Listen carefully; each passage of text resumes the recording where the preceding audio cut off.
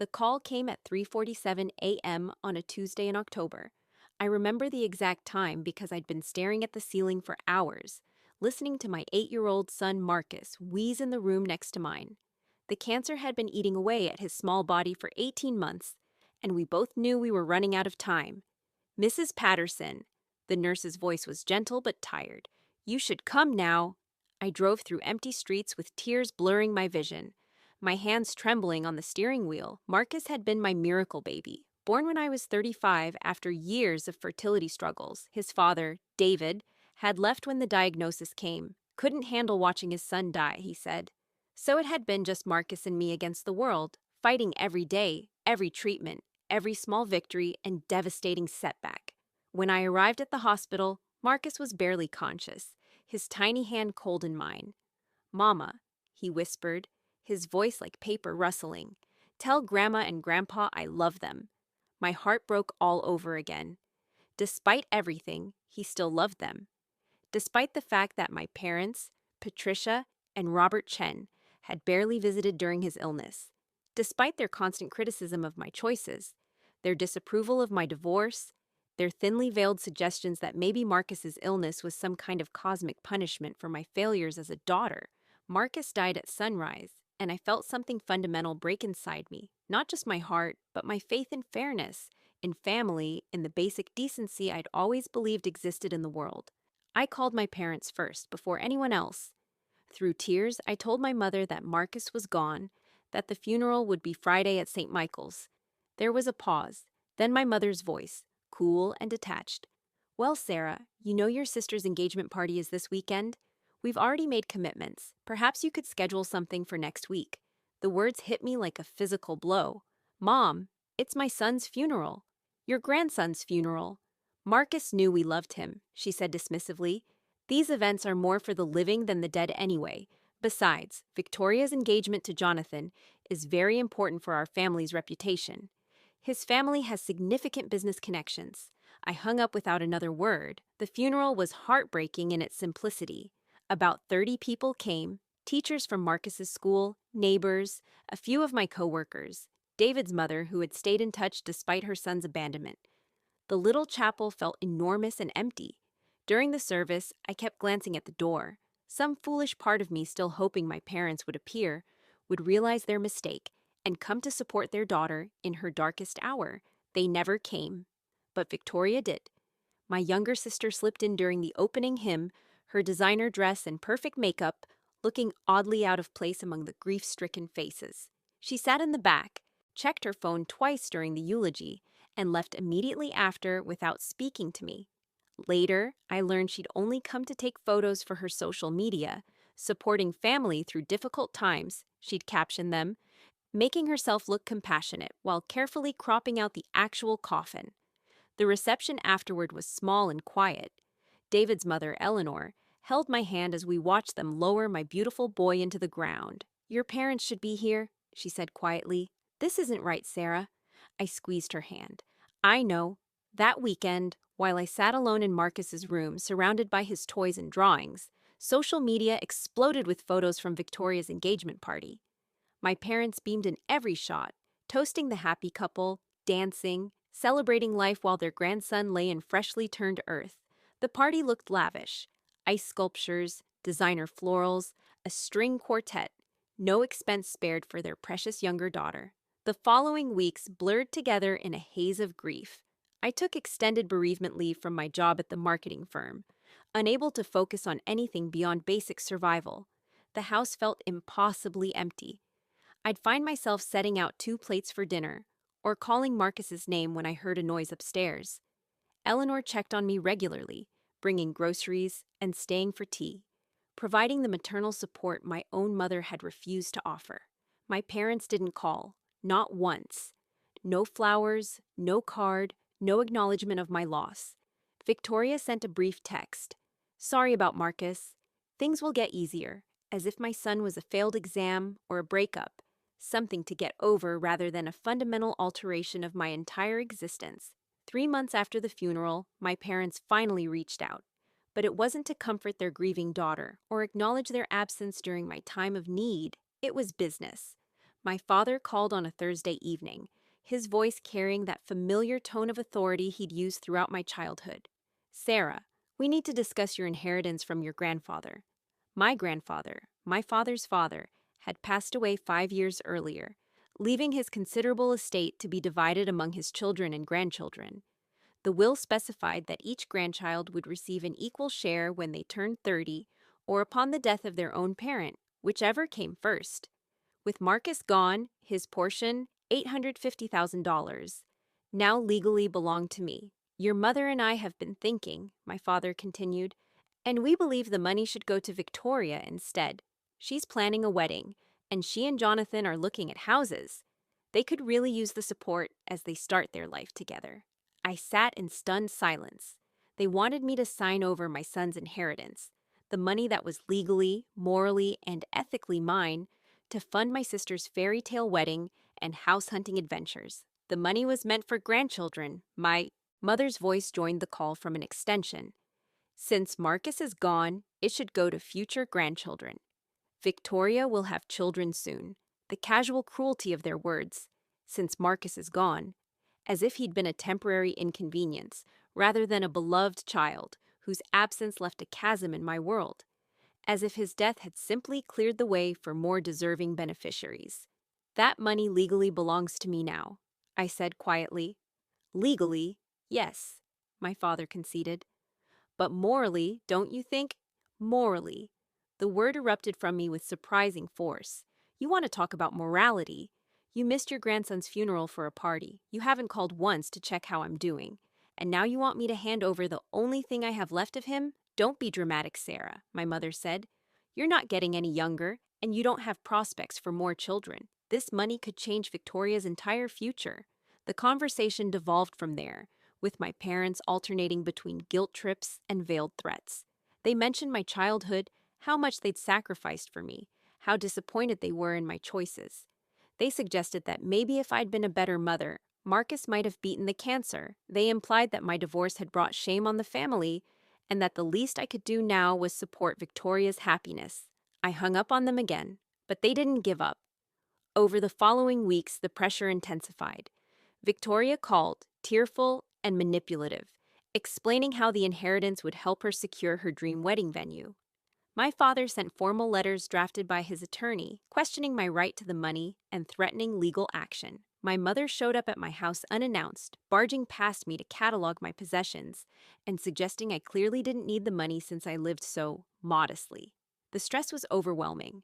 I was already fragile from grief, and now my own family was circling like vultures, trying to guilt and intimidate me into surrendering the only financial security I had left. Some nights, I almost considered giving in, just to make them stop, to end the constant attacks on my character and choices. But then, I'd look at Marcus's photos, or hold one of his drawings, and remember what this money really represented. It wasn't just an inheritance. It was my son's future, the education he'd never receive, the adventures he'd never take, the life that had been stolen from him by cancer and from me by my family's selfishness.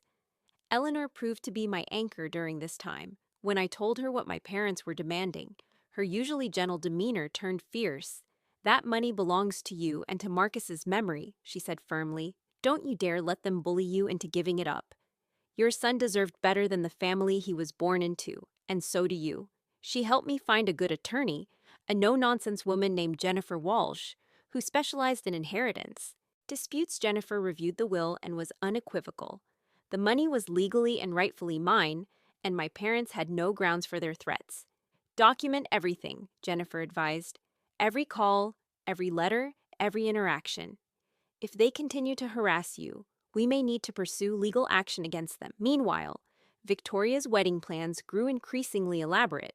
Through social media and neighborhood gossip, I learned about the designer dress, the destination bachelorette party, the catered engagement photos. My parents were clearly funding this extravaganza, but they wanted my inheritance money to make it even more spectacular. The wedding was set for June, nearly 8 months after Marcus's funeral. As the date approached, the pressure from my family reached a crescendo.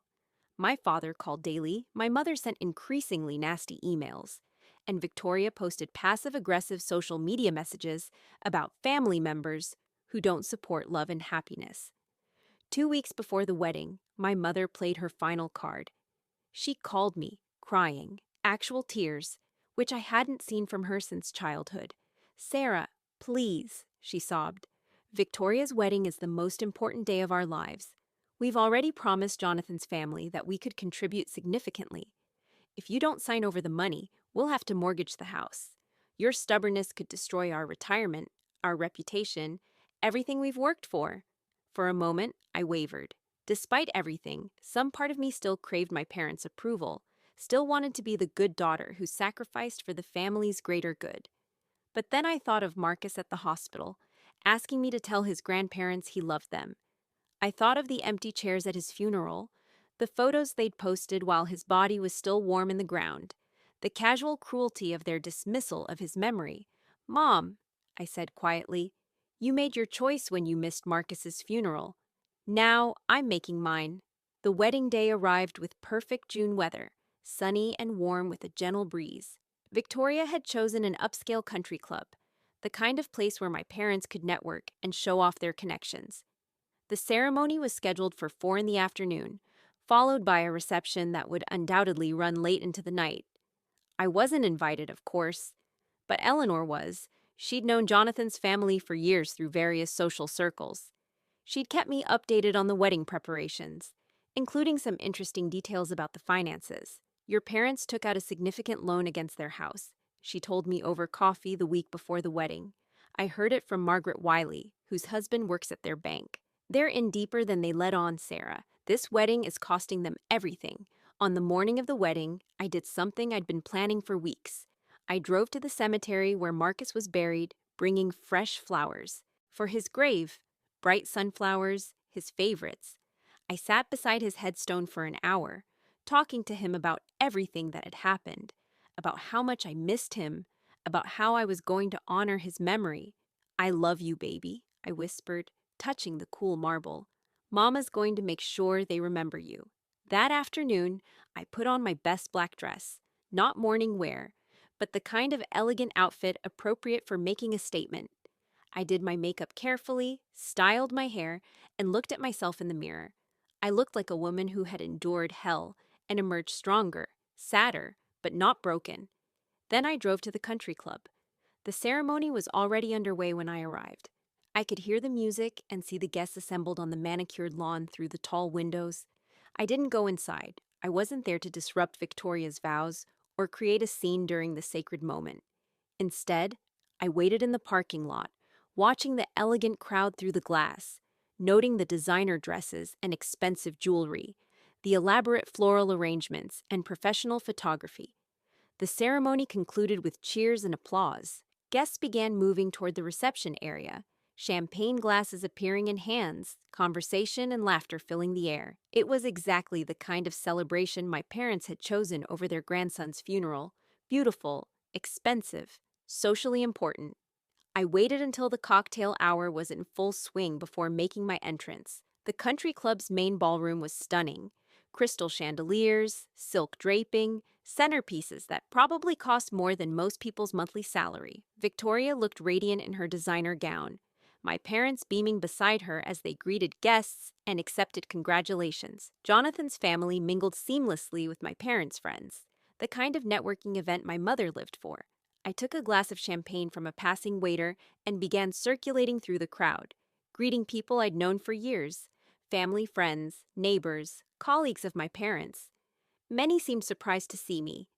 Sarah, Mrs. Henderson, my mother's longtime friend, approached with obvious concern. "How lovely to see you, dear. How are you holding up?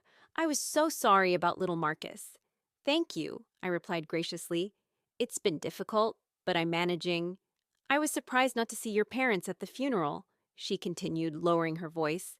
"I would have expected them to be there for you." "They had other commitments," I said simply, letting the words hang in the air. Similar conversations happened throughout the cocktail hour. Person after person expressed condolences about Marcus, mentioned his sweet nature, shared memories of seeing him at family gatherings, and person after person expressed surprise, confusion, or quiet disapproval about my parents' absence from his funeral. I moved through the crowd like a gentle ghost, gracious and composed, letting the truth speak for itself without having to elaborate or defend. The contrast was becoming clear to everyone. Here was a mother who had buried her 8-year-old son just 8 months ago, attending her sister's lavish wedding alone while her parents celebrated nearby, having chosen this party over their grandson's funeral. My parents hadn't noticed me yet. They were too busy playing host, accepting praise for the beautiful wedding, basking in the social success of the event. Victoria was surrounded by bridesmaids and well-wishers, her attention completely absorbed by her special day. During dinner, I was seated at a table with some of my parents' older friends, people who had known our family for decades. The conversation naturally turned to recent events, and I found myself answering gentle questions about Marcus's illness, his treatment, his final days. I spoke about him with love and pride, sharing stories that made people smile even as their eyes filled with tears. "He sounds like he was a remarkable little boy," said Dr. Peterson, a retired physician who had known my father since college. "I'm sure having family support made such a difference during his treatment." "I had wonderful support," I replied carefully. "David's mother, Eleanor, was incredible. She was there for every appointment, every hospital stay. I don't know how I would have managed without her." The implied contrast was subtle but unmistakable. The people at my table were intelligent, socially aware individuals who could read between the lines. They began asking more pointed questions. Where had the funeral been held? Who had spoken? Whether there had been a large turnout. I answered each question honestly, painting a picture of a small, heartbreaking service attended by teachers, neighbors, and friends, but notably absent of certain family members. By the time the main course was served, word was spreading through the reception like ripples in a pond. I could see guests glancing in my direction, then looking toward my parents with new understanding. The whispered conversations were growing more intense, the sideways looks more pointed. My mother finally spotted me during the salad course. I watched her face cycle through confusion, shock, and then growing alarm as she realized I was there, talking to her friends. Present at the celebration she had prioritized over my son's funeral, she leaned over to whisper urgently in my father's ear, and his head snapped up to locate me across the room. But I wasn't causing a scene. I wasn't making accusations or demands. I was simply there, a living reminder of the choice they had made, the grandchild they had failed to honor, the daughter they had abandoned in her darkest hour. During the toasts, Jonathan's father stood to speak about family, about the importance of supporting each other through life's challenges, about how marriage creates not just a union between two people, but between two families who will be there for each other in good times and in bad, in sickness and in health. The irony was not lost on the audience. I could feel eyes turning toward me, then toward my parents, as the words took on unintended significance. When Victoria and Jonathan took the floor for their first dance, I found myself standing near the edge of the crowd, watching my sister spin in her expensive dress, while a live band played their specially chosen song. She looked genuinely happy, radiant with joy and excitement about her future. For a moment, I felt a pang of something, not quite jealousy, but perhaps grief for the innocence I had lost, the ability to believe that life was fundamentally fair, and that family would always be there when you needed them most. It was during the father-daughter dance that everything reached its tipping point. My father took Victoria's hand and led her onto the dance floor while the band played Butterfly Kisses, a song about a father's love for his daughter, about being there for all the important moments, about the special bond between parent and child. As they swayed together, my father's face glowing with pride and love, someone near me muttered loudly enough to be overheard, "Funny how he can make time for this dance, but couldn't make time for his grandson's funeral." The comment rippled through the nearby crowd like a stone thrown into still water. Conversation shifted, voices lowered to urgent whispers, and suddenly everyone seemed to be looking at the dance floor with new eyes. Here was a father celebrating his daughter's happiness, just months after refusing to acknowledge his grandson's death. Here was a man who had prioritized a party over a funeral, a celebration over supporting his grieving daughter. The whispers grew louder. People began sharing what they knew, piecing together the timeline, expressing shock and disgust at the choices my parents had made. The elegant reception began to take on an ugly undercurrent as guests realized they were witnessing not just a wedding celebration, but a family's moral failure on full display. Mrs. Henderson approached me during the dancing, her face flushed with indignation. "Sarah, dear, I had no idea," she said quietly. "If I had known your parents weren't at Marcus's funeral, I never would have. I mean, how could they?" "It's fine," I said gently. "People make choices. Sometimes those choices have consequence, but it wasn't fine, and everyone could see that." The mood in the room was shifting perceptibly. What had been a joyous celebration was becoming something else entirely, a reckoning, a judgment, a social catastrophe in slow motion. My parents were beginning to notice the change. Conversations stopped when they approached groups of guests. Smiles became forced and uncomfortable. People began avoiding eye contact, making excuses to move away. The warm congratulations and praise were drying up, replaced by awkward silences and meaningful looks. Victoria remained blissfully unaware, lost in her wedding day bubble of happiness and attention. But my parents were socially astute enough to realize something was going wrong. They could feel the judgment settling over the room like fog, could see their carefully cultivated reputation beginning to crumble in real time. The breaking point came during the cake-cutting ceremony. As Victoria and Jonathan posed with the elaborate three-tiered cake, the photographer directing them through the traditional moments, someone in the crowd called out, "Make sure to get a good picture. We know how much this family values photo opportunities." The comment was pointed enough that several people turned to stare at the speaker, Dr. Peterson's wife, a usually reserved woman who had clearly reached her limit with the hypocrisy on display, especially when they're choosing photo ops over funerals, she continued, her voice carrying clearly across the room. Victoria looked confused, the knife frozen halfway to the cake. Jonathan glanced around uncertainly, sensing the sudden tension, but not understanding its source. The photographer lowered his camera, unsure whether to continue. "What's she talking about?" Victoria whispered to my mother, who had gone pale beside the wedding cake. That's when I stepped forward. I had planned this moment for weeks, had rehearsed what I wanted to say, had prepared for this opportunity to honor my son's memory in front of the people who had failed him. But now, standing in the middle of my sister's reception, with all eyes on me, I found myself thinking not of revenge or justice, but of Marcus himself. He would not have wanted me to destroy his aunt's wedding. He would not have wanted his memory used as a weapon. He had been a kind child, gentle and forgiving even when he was suffering, even when the adults in his life let him down. So instead of the speech I had planned, instead of the detailed recitation of my parents' failures and cruelties, I said something much simpler. "I just wanted to be here to represent Marcus tonight," I said quietly, my voice carrying clearly in the sudden silence. He always loved family celebrations. He would have been so happy to see Victoria's wedding. The words hung in the air like a benediction and an indictment all at once. Everyone in the room understood what I was saying and what I wasn't saying. Here was a mother honoring her dead child's memory by attending a family celebration that her own parents had prioritized over his funeral. Here was grace in the face of cruelty, dignity in response to betrayal. Victoria's face crumpled as the implications hit her.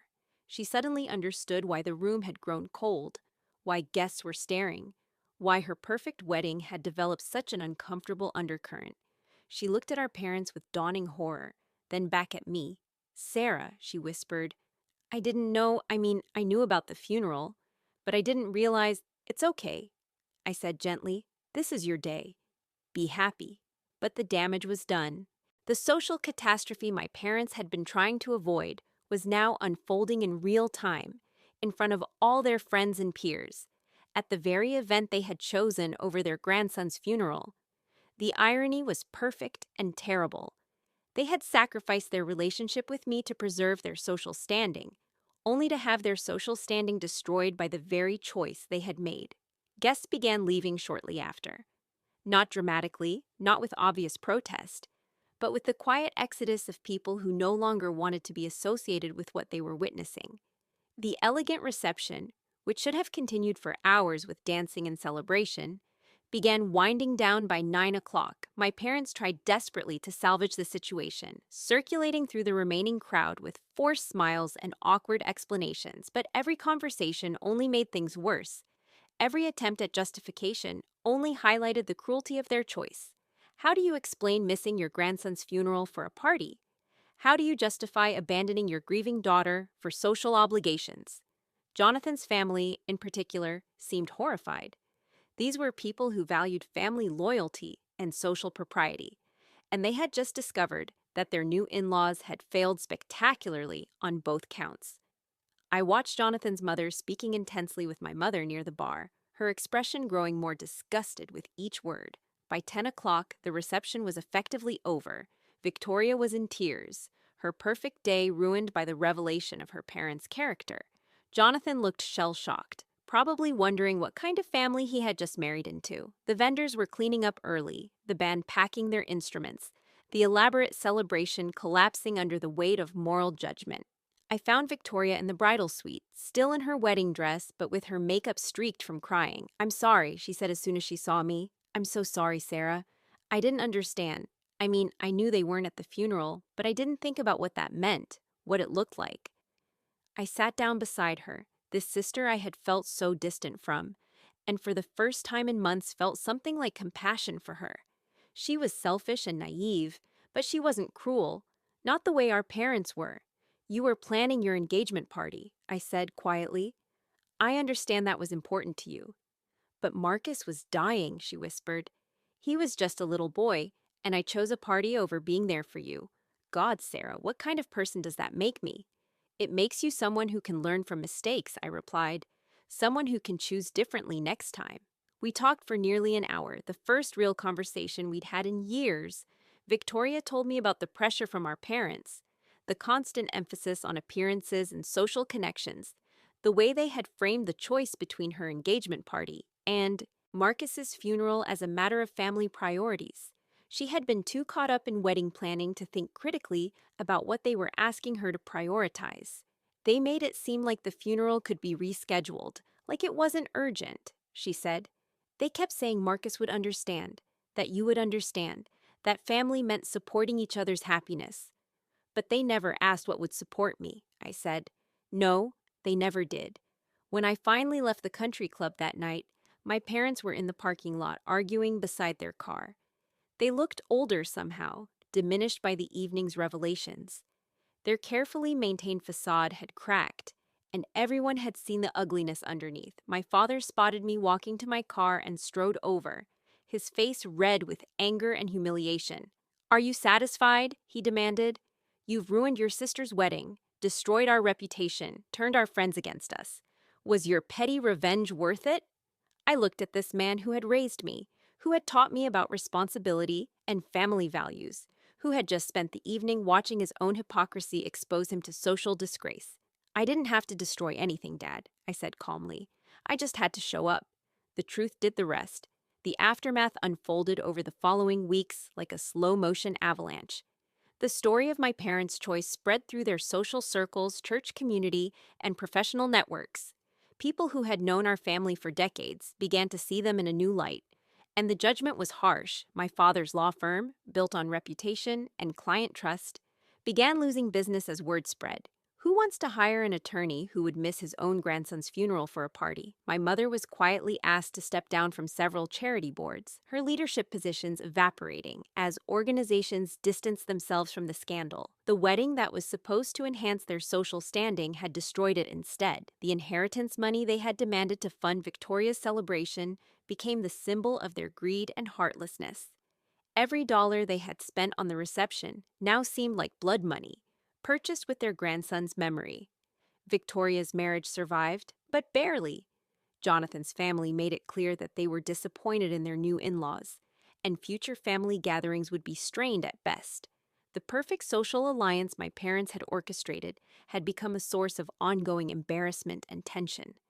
But perhaps the most devastating consequence was the loss of their granddaughter's respect.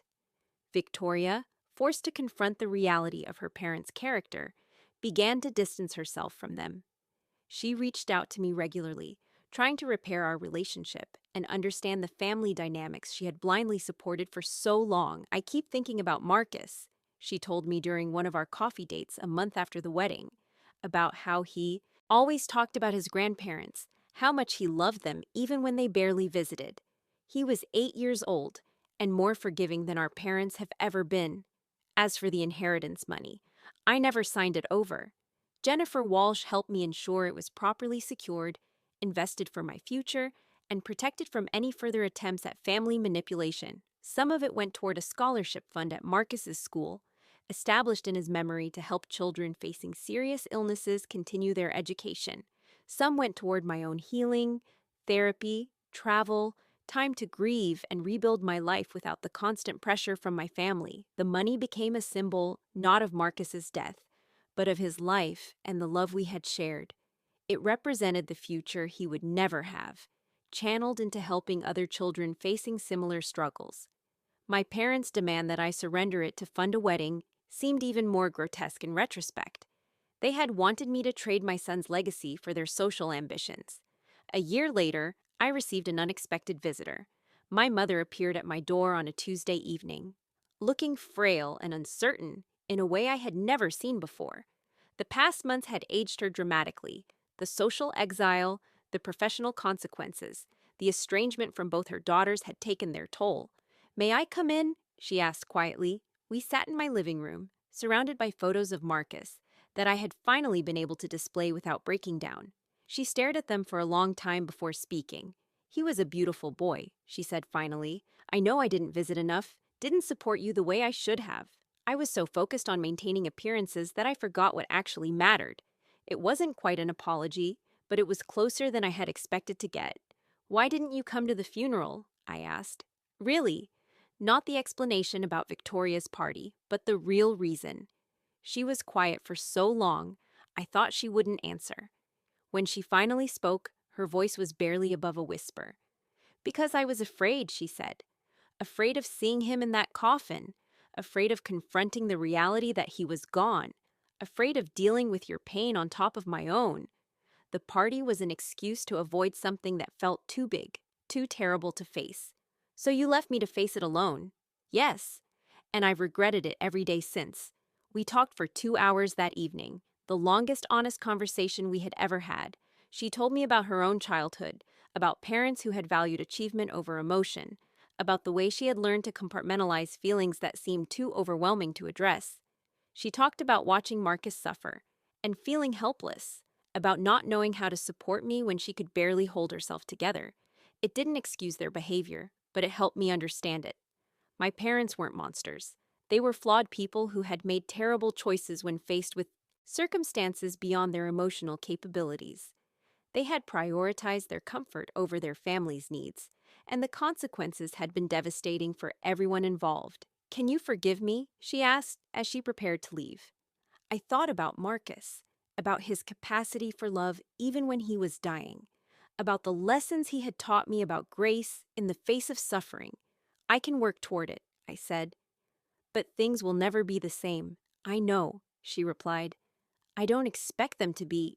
My relationship with my parents is different now, smaller, more careful, built on the acknowledgement of damage done rather than the pretense that we are a close and loving family. We see each other occasionally, usually for brief, polite visits that focus on safe topics. They ask about my work, my health, my plans. They don't ask about Marcus anymore, as if his name might still have the power to shatter the fragile peace we've constructed.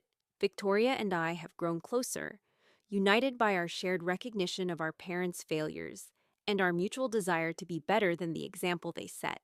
She has a daughter now, a toddler named Emma, who will grow up knowing her cousin Marcus through stories and photographs. Victoria has promised to tell Emma about the little boy who loved sunflowers and superhero movies, who fought cancer with courage and died surrounded by love. Eleanor remains a constant in my life, the mother figure my own mother never managed to become. She helps me tend Marcus's grave, celebrates his birthday with me each year, and keeps his memory alive through stories and traditions. She has shown me what family support actually looks like: consistent, selfless, present when it matters most. The insurance money has grown over the years, carefully invested and managed. I've been able to buy a small house, travel to places Marcus and I had dreamed of visiting, support causes that mattered to him. But more importantly, it has given me security and independence. The knowledge that I don't need my parents' approval or support to build a meaningful life. Sometimes I wonder what would have happened if my parents had made different choices that October morning when I called with news of Marcus's death. What if they had come to the funeral, held my hand, grieved with me instead of against me? What if they had prioritized their daughter's crisis over their social obligations? But I've learned that wondering about alternate histories is a form of torture. The choices were made, the consequences played out, and we all have to live with the results. My parents chose reputation over relationship, appearance over authenticity, and they lost far more than they ever imagined possible. I chose differently. When faced with their demands for Marcus's inheritance, I chose to honor his memory over family peace. When confronted with their social manipulation at Victoria's wedding, I chose truth over silence. When offered the chance for reconciliation, I chose cautious forgiveness over bitter grudge. These choices have shaped the woman I've become, someone who understands that karma isn't always swift or dramatic, but it is inevitable. My parents wanted to attend a celebration instead of acknowledging a death, so their celebration became the scene of their own social death. They demanded money to fund happiness, so their greed became the symbol of their heartlessness. They prioritized appearances over substance, so their carefully maintained image crumbled in front of everyone who mattered to them. The most profound irony is that they lost everything they thought they were protecting: their social standing, their reputation, their relationship with both their daughters, their sense of themselves as good and moral people. All of it was sacrificed on the altar of a single terrible decision made in a moment of weakness and selfishness. But perhaps that's the deepest lesson Marcus taught me, even in death, that love and integrity are the only things that truly matter, and that when we abandon those principles for lesser concerns, we lose not just our relationships, but ourselves. Standing at his grave on the second anniversary of his death, holding fresh sunflowers and watching Eleanor arrange them in the small vase, I felt something I hadn't expected. Not happiness exactly, but a kind of peace. My son's life had meaning beyond his death. His memory had become a catalyst for truth, a mirror that revealed character, a standard by which others measured their own choices. He would have been 10 years old, probably playing baseball and learning to ride a bike,